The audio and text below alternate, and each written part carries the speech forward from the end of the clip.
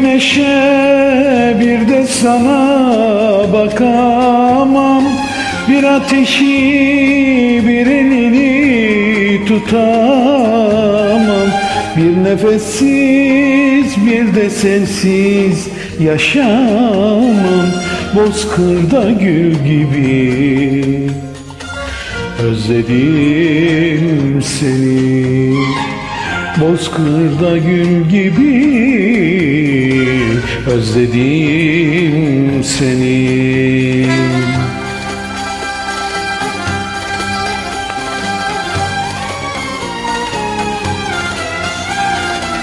Susmuş dudaklarım, hiç sesin gelmez, gurbette yalnızım, hasretim bitmez.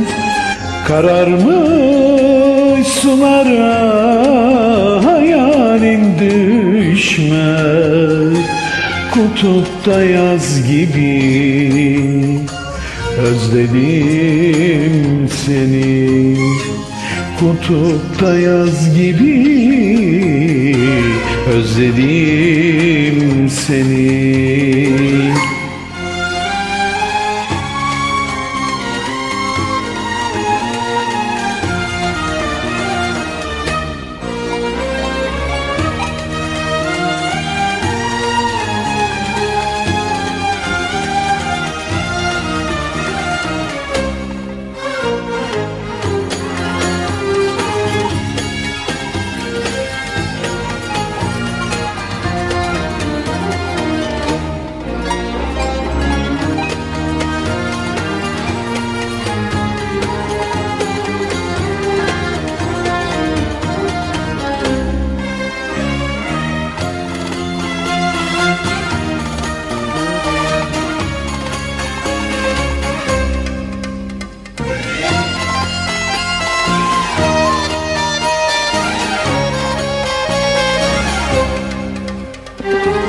Bir rüzgarı bir de seni göremem, İstesen de kaderimden silemem.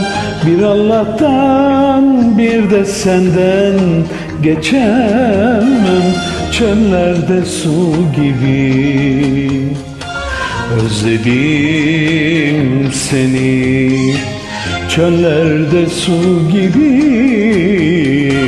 özledim seni.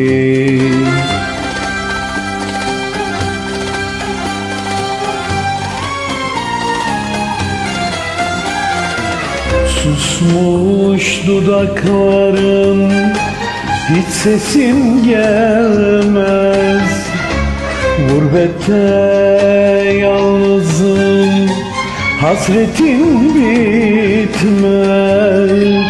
Kararmış sulara hayalin düşmez, kutupta yaz gibi